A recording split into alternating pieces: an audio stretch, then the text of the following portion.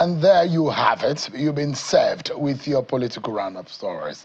Let's now swim in the waters of a major matter we have before us tonight, and which is being a controversial, long-coming debate and scrutiny over the tax reform bills. There's so much to adore about. We want to reform the tax system in Nigeria. So the four reform bills transmitted to the National Assembly in 2024 by President Bola Tinubu today scaled the second reading in the House of Representatives. The bill scaled second reading on the floor of the Green Chamber, and some 6 months after the President transmitted them to the National Assembly for consideration following the recommendations of the Taiwo Oyedele-led Committee on Fiscal Policy and Tax Reforms. The bills include the Nigeria Tax Bill 2024, the Tax Administration Bill, the Nigeria Revenue Service Establishment Bill, and the Joint Revenue Board Establishment Bill. The bill, having scaled second reading, will now be subjected to a public hearing. The new tax bills were enveloped or subjected to widespread controversy and sparked a lot of criticisms across the nation, and stiff opposition came from many, including some eminent northern figures, including some governors and opposition politicians, who demanded the withdrawal of the bills from the National Assembly. But recently we've seen something that looked like an understanding when the governors now look like they have agreed with some of the part of the bill, which also some part they've asked to review. But let me allow you to listen to some portions of the debate on the floor of the Green Chamber today.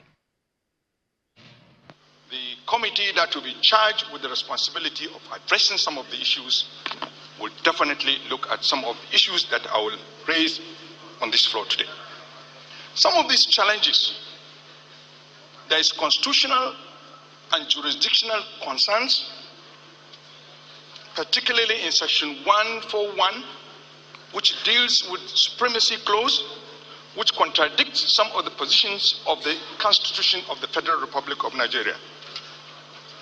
Then there is the issue of overlap and on the existing laws, particularly Personal Income Tax Act,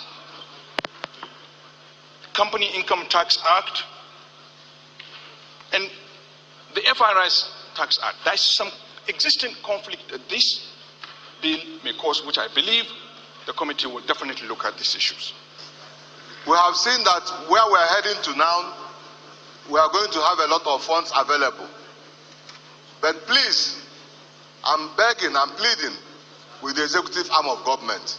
I'm pleading with Mr. President and the states, thank you, that these funds, if generated, should be properly utilized to solve the problem of our basic needs. As much as we have penalties for tax evaders, I want us equally to have enshrined in this bill the managers of the taxes for any infractions, or the same consequences that will be applied to tax evaders.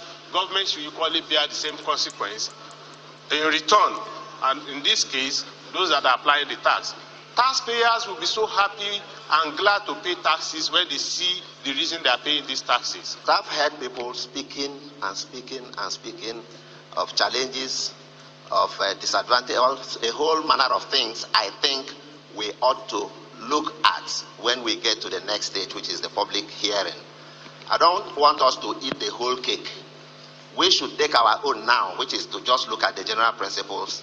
And then when we get to the public stage hearing, when Nigerians will be involved, all manner of people will be involved, we will look at those details being raised here today. There you have it. You've seen some of the portions of the debate, snippets of what went down on the Green Chamber. But at the end of the day, the fundamentals is that the bills passed a second reading, which is one of the processes about 5 or so in legislative in lawmaking in Nigeria. Of course, you have the first reading, the second reading.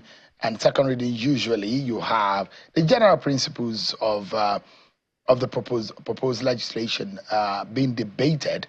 Then it's going to be subjected to public hearing. And when that is done, perhaps go back to the committee that is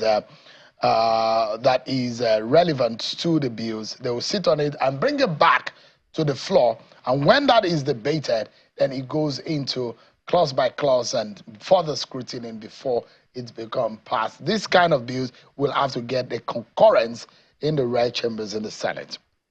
Let's get a sense. One of those who debated fiercely today, and perhaps one of the strongest points that was made by Honorable Sada Soli, who is a member of the House of Representatives from Katsina, representing APC in the House of Reps. It's live for us. Honorable, it's good to have you join us tonight. Thank you for having me, Sean. Thank you so much indeed. Thank you. Much ado about the tax reform bills, isn't it?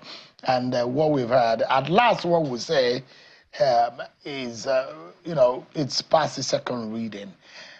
But it got a lot of people worried that this really divided Nigeria across regional, party, religious, ethnic lines. What was in that bill or those bills that almost tore Nigeria apart? Why? No, I think it should be fair to Nigerians and those that are conversant with the legislative process world over. This bill did not attempt to divide this country. This bill attempted and did very well for this country. This bill brought this the discussions it generated nationally actually strengthened the quality of this bill, and then it will also strengthen the sustainability of these bills when they are signed into law. There was no attempt to divide this country, but rather the interest groups that are touched, or those that feel that some part of these bills or some part of this piece of legislation touch some part of their interest, or their local interest, their local base, their businesses. It's normal for these stakeholders to talk about and I know what you meant by that. And I was interested, don't forget, I was right at the center of it. Every day on this program, dissecting what this means for the interest of the Nigerian people. Yeah. But in my little years of doing this job, I'm not sure I've seen so many other legislation that has really touched on. When you have leaders from a region of the country who say, no, this is not in the interest of the North. I'll tell you, that was a major one. I will tell you one bill in the history of National Assembly that's nearly touched something like that. The Water Resources Bill.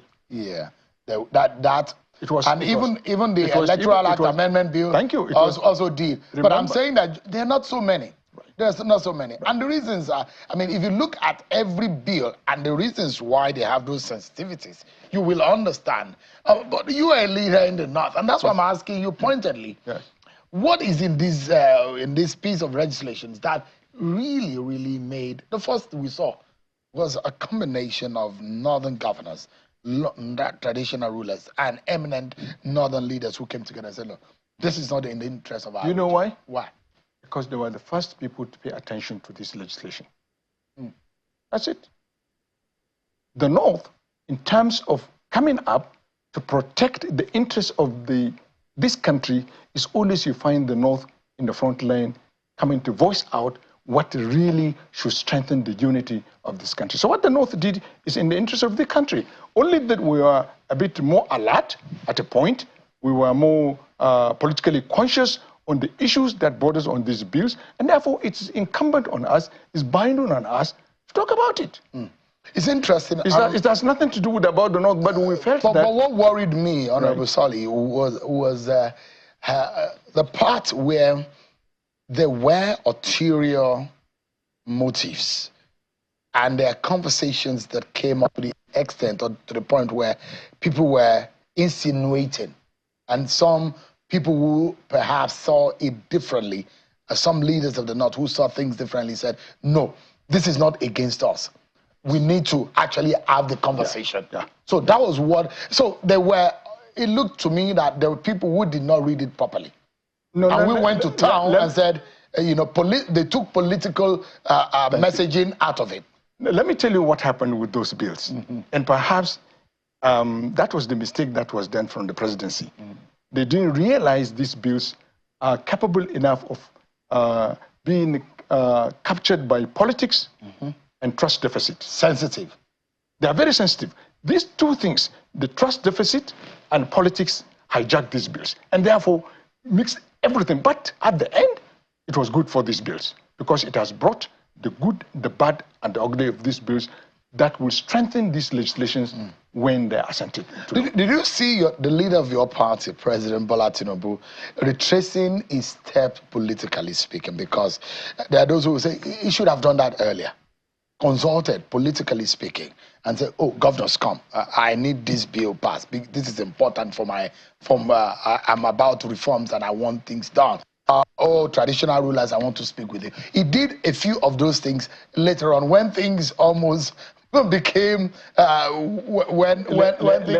me help you. Let's be fair to the president. The president is only one person, and for the president to take a decision, he has to rely on certain advice. I think the president was poorly advised. People that drafted this bill, in the first place, the draft was poorly done because they were referring to the bills act. The preponderance of act in these bills. When I read these bills, I knew they were poorly drafted. I knew they were not subjected to drafters, professional drafters. And then the president is an individual. We have to be fair to him. He was advised by these consultants. He was advised by those that have that feel that they have done a good job.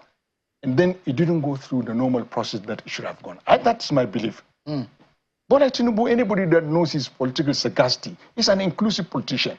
You can see him all over this country. I have to be fair to him. And that's when he realized this bill is capable of causing some problems, he subjected it to all scrutiny. He said, governors, go and look at it.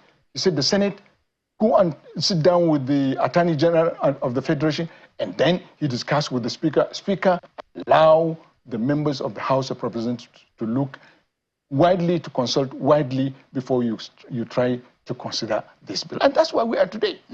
Apart from the demonstration of legislative engineering of members and the Speaker in particular, these bills could have been where they were before. I mean, and also there are those who say, kudos to the president that did not give in to the pressure of withdrawing the bills. Because there were pressure to say, look, take back those bills. And the president said, look, I've presented a bill. If it's going to be corrected, it's going to be adjusted, it's going to allow the people who are being paid to do the job, to get the job done. I would not withdraw it. And perhaps some of those who now saw the future thought that the president did the right thing. No, I don't think the president, he is not going to withdraw it. No, it's part of negotiation. You see, politics or when you table laws before the parliament, that's what you need to do, which is legal negotiation and lobby.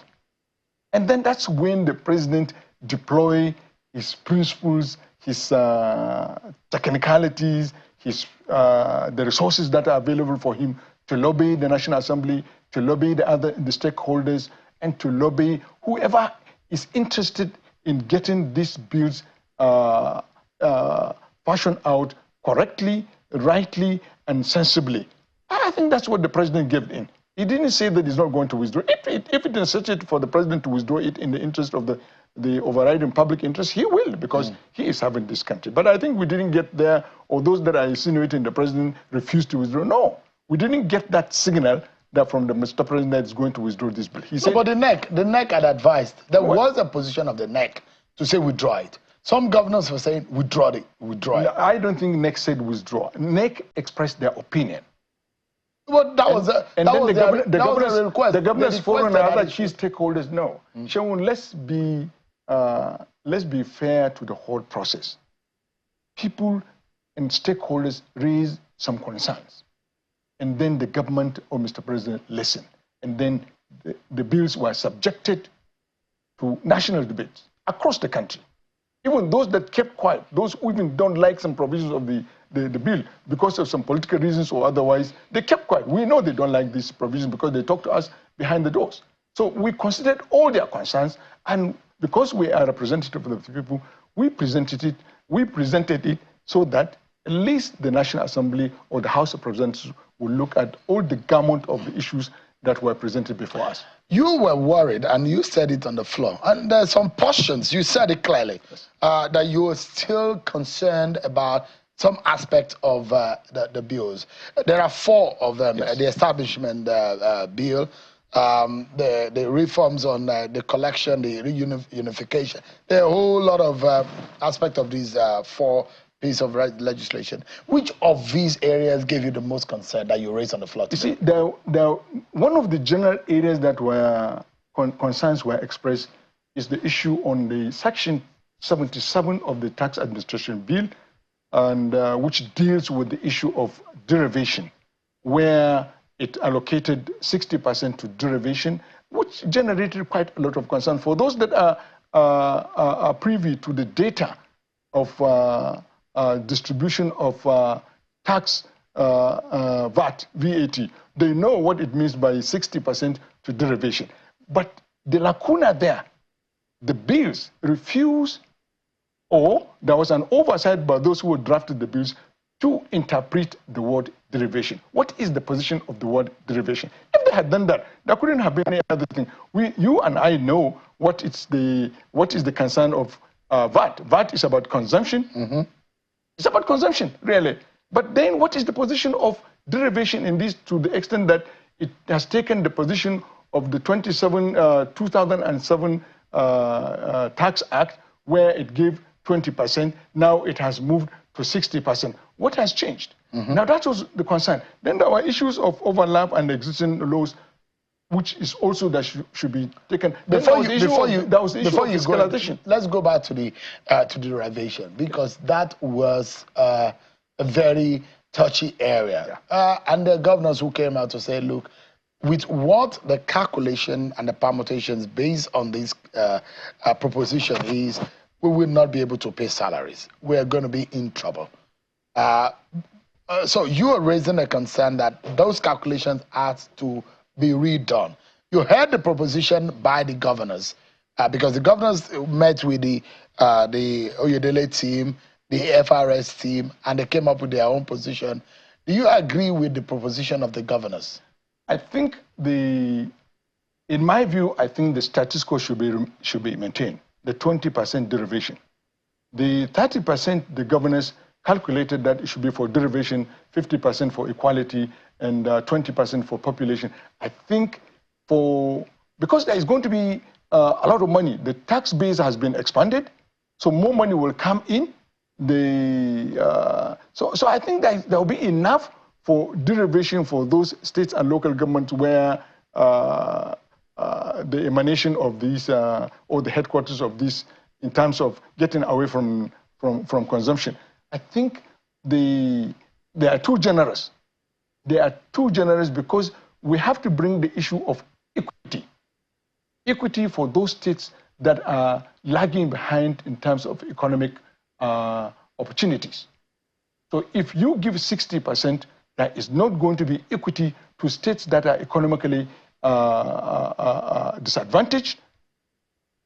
But I think, in my view, the 20% should be maintained. And I'm sure by the time we get to the public hearing, when the data is presented before the committee, people will understand that 20% or maintaining the status quo should be.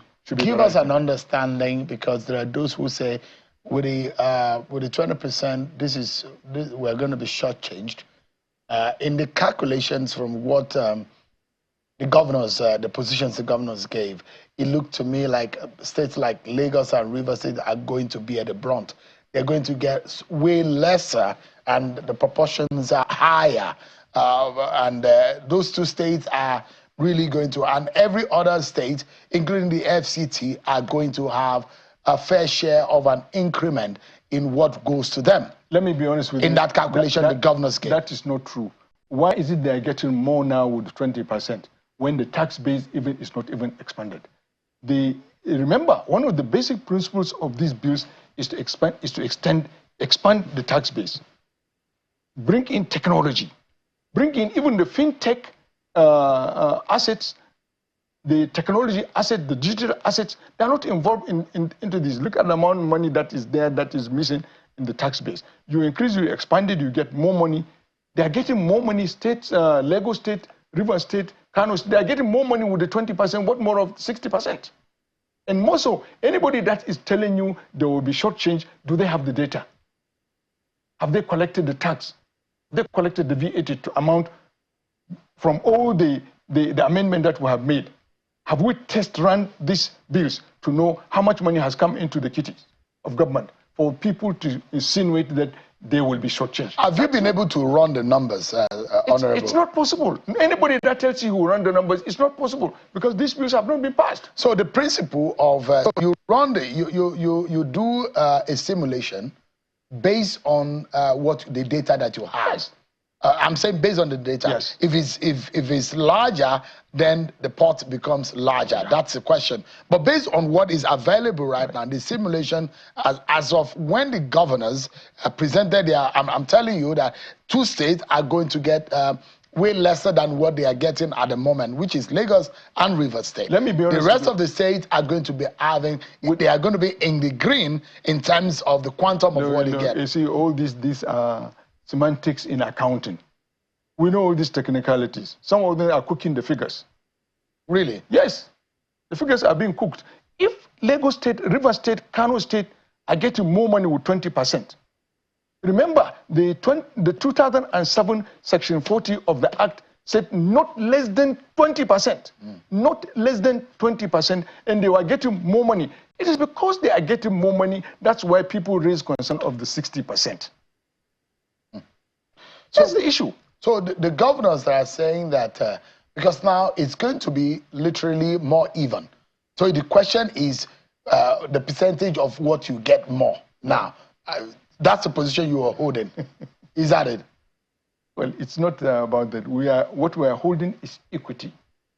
You see, we are in a federal system, and this country is lucky to love each section of this country, regardless of the politics of it. We love each other.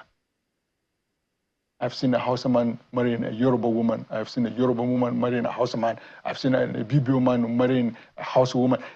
I mean, we love each other, and everybody feels that this country should be run equitably, should be run with fairness and with some political sense. And that's why people are talking about this issue. I wanted to look at those figures right on the screen, if they can bring them back. And that was the position of the governors. 50% based on equality. 30% based on derivation. Yes. 20% based on population. Yes. So this is, you agree with this? Let me be honest with you, I need the data to agree with this. I need the data to agree with this. What percentage works for you? I think maintaining the status quo, considering the amount of money that will come into the kitty, into the box, when these bills are passed into law, look, so many people will come into the tax net. So we don't need to change what is on ground. That's what you're saying. We should maintain it. Let us test run. Let someone bring me the data of 20% derivation now and apply the 60%, and you will see if you will not get more money. Talk less of what you open the tax. So when you now say equality, because you mentioned the issue. I'm not talking about equality. I'm talking about equity. Okay. Equality. So what equality of states? What indices are you measuring equity? You see, there are some states that are economically disadvantaged. Why should states that are economically advantaged subsumed the little advantage that the less economically advantaged states are? Is there any equity in a country that is one? But I mean, when you are talking about economic competition, when you are we're not talking about economic competition. No, because remember the idea consumption. Remember, why is the consumption of goods that are produced in Lagos? Can you tell me where is the consumption that the goods that are produced in Lagos? Some of these things are pushed by economic environment that are created by some of these things. The question is that why are those states also not creating the economic environment? It is because of those to drive their It's because of that economic consideration. That's why look, orange in the US is produced in Florida, and somebody in Canada is taking it. Is consuming it. Somebody in Washington is consuming it. What are you talking about? We are talking about the economic consideration. Everybody has a role. If you are a producer and I'm a consumer, you should consider my consumption ability and my consumption contribution to our economy. If you are a producer and I'm a consumer, you should be able to acknowledge the fact that consume your product. It's supposed to be a win-win situation. So give us an understanding. That's one angle, actually. And I mean, I like your language in defining equity. But again, one thing that is very fundamental, we do know, if you look at South Africa, for example, with about 60-something million population, right. And you look at their consumption tax, right. And consumption tax, you can only consume based on the number of people that you have. Right. You look at what South Africa collects as consumption tax is way more than what Nigeria. How large? So the question. How large is the economy? This is where I'm driving at something there, and I agree that we are not able to effectively collect our taxes. Correct.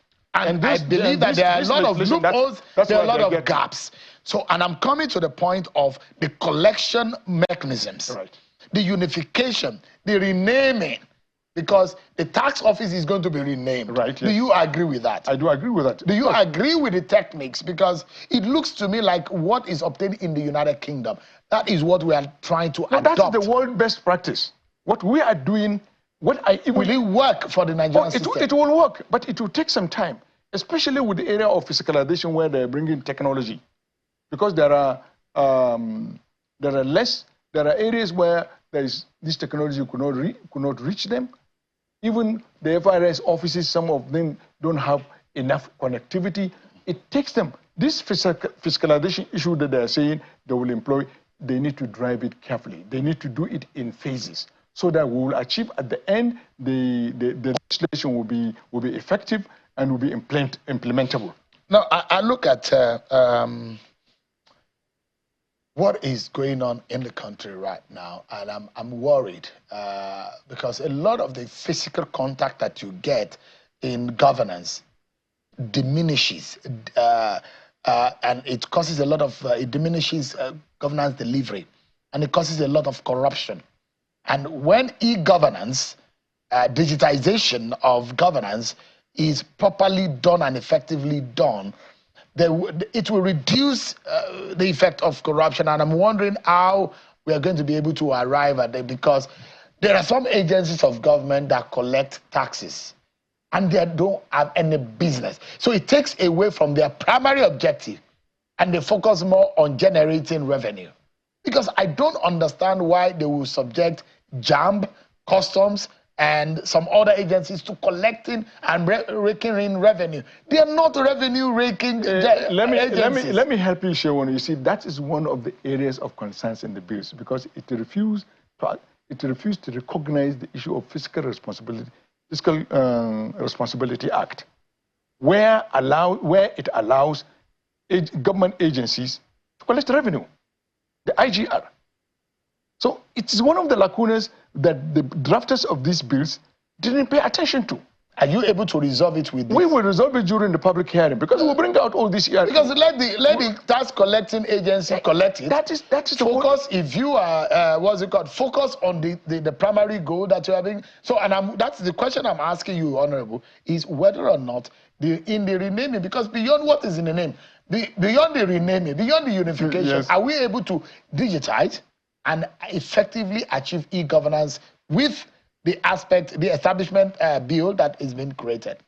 You see, I think we can achieve these things, but it's going to take about 10 or 15 years. Really? Yes. That long? Yes. I'm telling you this.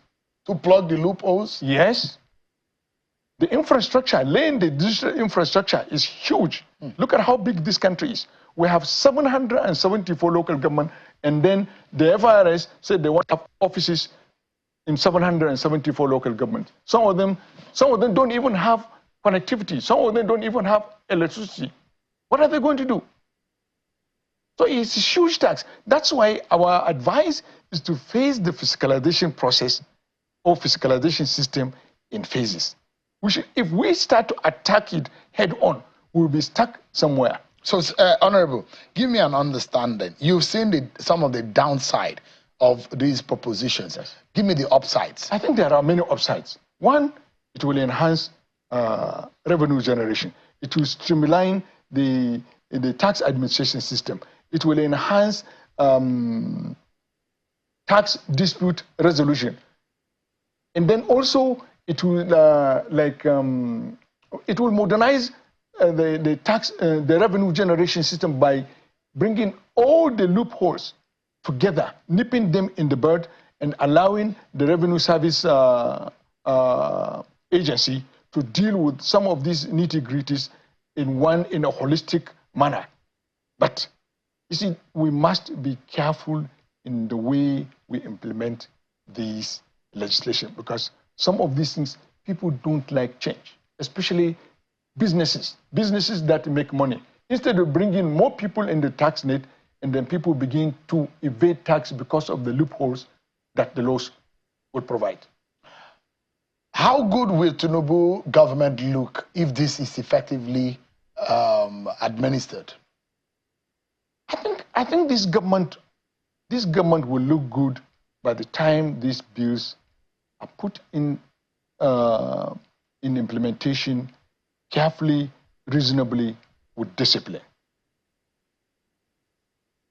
Carefully, reasonably, with discipline. There are also fears, Honorable, that the interests of a few people are going to be catered for. Where is the interest? No, I'm asking you. Those are the political innuendos that are being put into this. I know the concern, where they said if Nigerian Revenue Service could not adopt fiscalization, they can use third party. We will interpret what that word third party means. Does it mean if you cannot do fiscalization, you cannot bring digital thing, you will involve consultant? We will define that third party. I mean, the public hearing will not leave anything undone. Everything, let me be honest with you, and let me assure Nigerians, everything will be on the table. How soon will the public hearing be? I think by tomorrow, maybe the speaker will announce the composition of the finance committee, and then there are some other administrative things, and then the committee will meet, and then they'll put their timetable, and they'll make it known to the public. Honorable Sada Soli, thank you so much indeed. It's always a pleasure to speak with you. I think I should bring you sometimes back to talk about politics.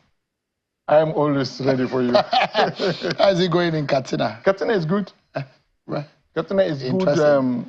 How is your party doing? I think in Northwest, Katsina is the most promising in terms of delivering APC. And the most lucky northern states in terms of since 1999 too. Why?